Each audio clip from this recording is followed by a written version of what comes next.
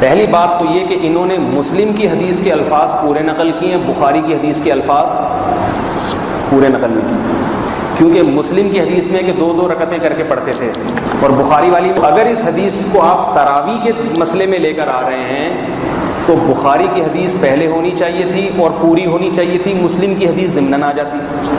لیکن چونکہ بخاری کی حدیث بظاہر ان کے مسلک کے خلاف جاری ہے، اس سے بظاہر یہی لگ رہا ہے کہ 4 رکعتیں ایک سلام کے 4 رکعتوں پہ سلام پھرتے پھر 4 رکعتیں، جبکہ یہ جو تراویح پڑھتے ہیں 2 رکعتیں 2 رکعتیں 2 رکعتیں 2 رکعتیں. نہیں، تو یہ تحقیق تو نہیں ہوئی نا میرے بھائی، اس کو تحقیق تھوڑی کہتے ہیں کہ آپ کے مذہب کے خلاف جو چیز جا رہی ہے آپ اس کو پوری طور پہ نقل نہ کریں اور دوسری بات نقل کر دیں. یہ جو حدیث، یہ 2 حدیثیں ہیں جو اصل میں ایک ہی استدلال ہے.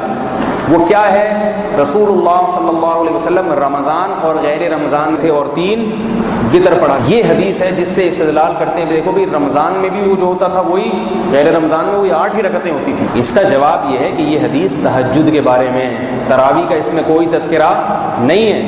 اس پہ بہت سارے قرائن ہیں. پہلی بات تو یہ کہ اس میں رمضان کے ساتھ غیر رمضان کا بھی ذکر ہے، جبکہ تراویح صرف اور صرف رمضان میں ہوتی ہے. نمبر 2، اس میں ہے کہ یہ نماز نبی آخر وقت میں پڑھتے تھے، رات کے آخری حصے میں. حدیث کے الفاظ ہیں کہ امی عائشہ فرماتی ہیں جب وتر پڑھنے لگتے تو مجھے جگاتے، میں اٹھتی میں بھی وتر